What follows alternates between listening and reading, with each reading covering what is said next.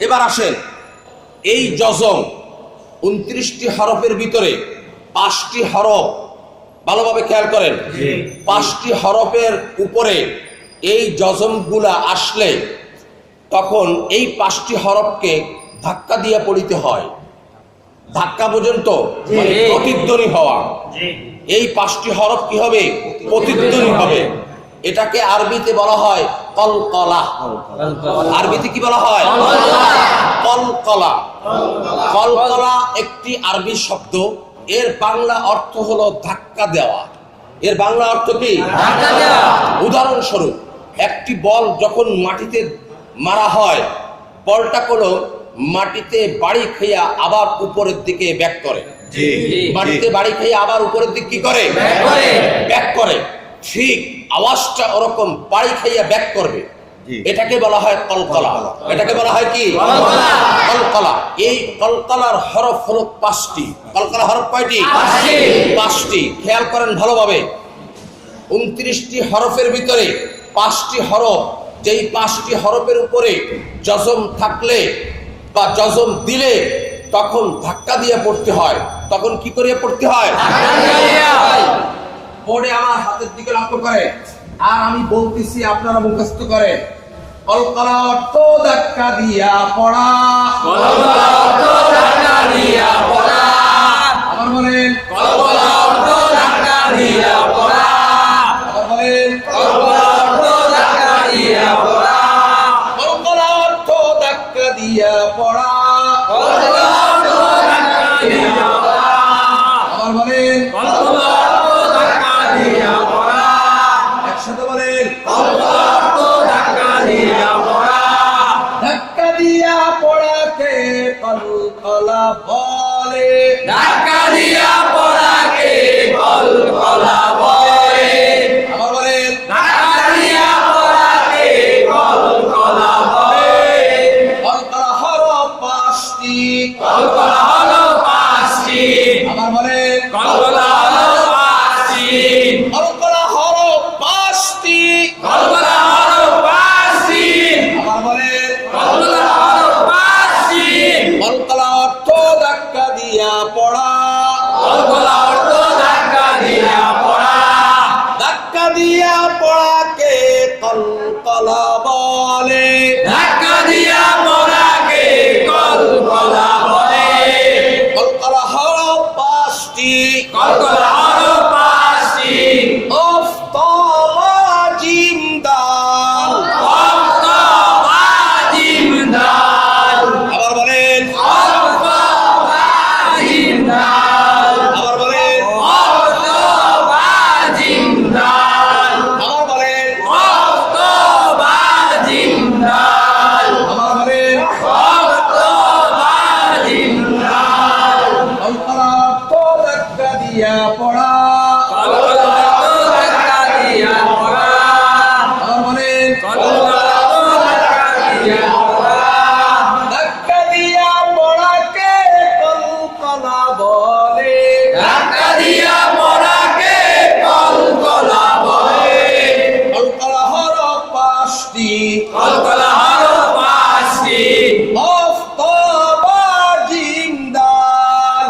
Of তবা gym দাল। আবার বলেন, অফ তবা জিম দাল। আবার বলেন, অফ তবা জিম দাল। এবার কলকলা অর্থ কি? ধাক্কা দিয়ে পড়া। সবাই বলেন, ধাক্কা দিয়ে পড়া। আলহামদুলিল্লাহ। এই কলকলা অর্থ কি? ধাক্কা দিয়ে পড়া। কলকলার হরফ কয়টি? 5টি। নাম বলেন, অফ তবা জিম দাল।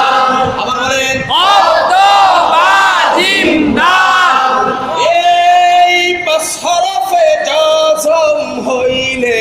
এই 5 হরফে যজম হইলে। আবার বলেন, এই 5 হরফে যজম হইলে। আবার বলেন, এই 5 হরফে যজম হইলে। কোন 5 হরফে?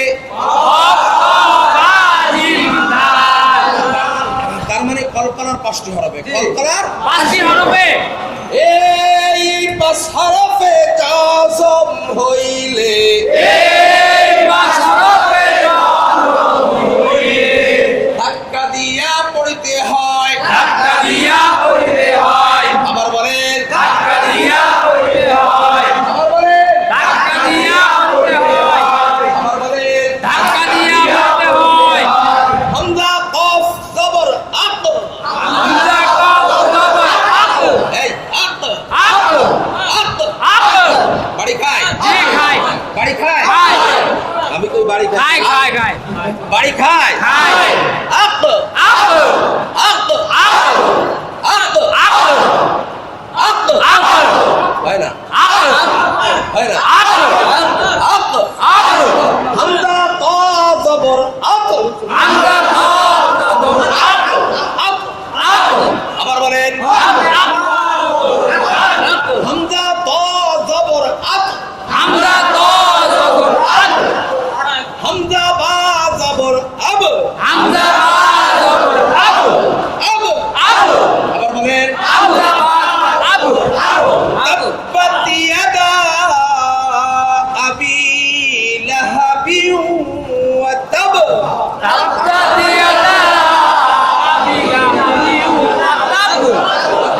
ওয়া তাব বাড়ি খায়? এ ওয়া তাব কথা কয় না? হামজা জিম জবর আজ আজ হামজা দাল জবর আদ আদ কুল হুয়াল্লাহু আহাদ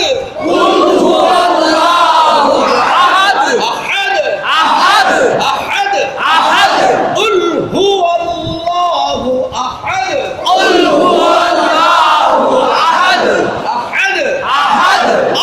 আল্লাহুস সামাদ সামাদ লাম ইয়ালিদ বুঝে নাই? বুঝে নাই? বুঝে নাই? কয় লাম ইয়ালিদ? আমি তো ইয়ালিদ অলকলা অর্থ ধাক্কা দিয়া পড়া ধাক্কা দিয়া পড়াকে কলকলা বলে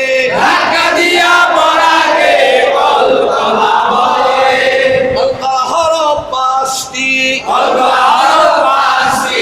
কফ তো বা জিম দাল এই পাঁচ হরফে জজম হইলে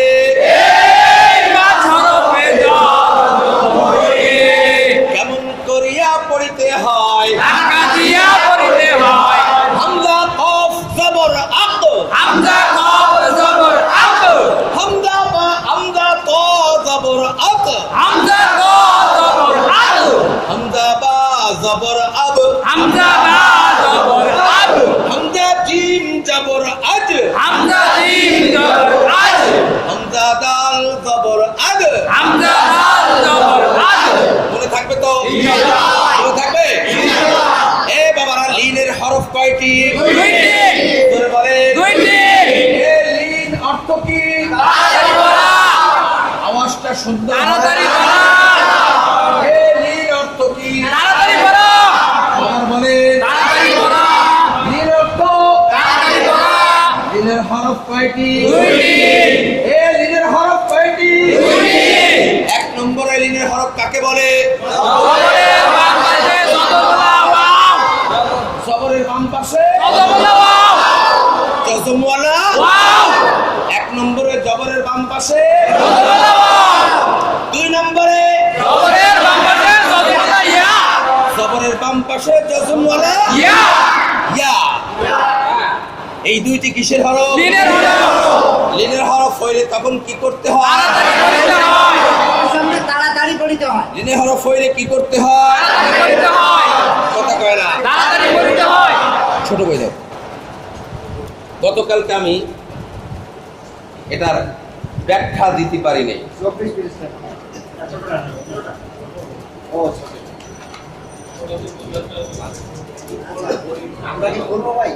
না আপনাদের খোলা লাগবে না, আপনাদের খোলা লাগবে না।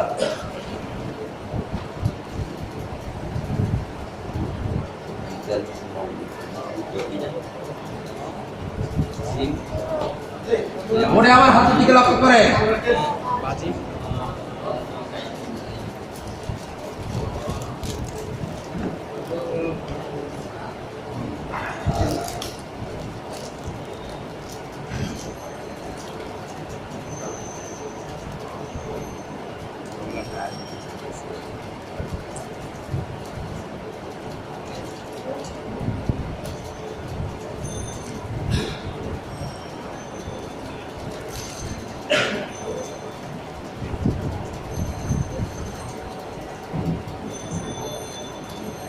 হ্যাঁ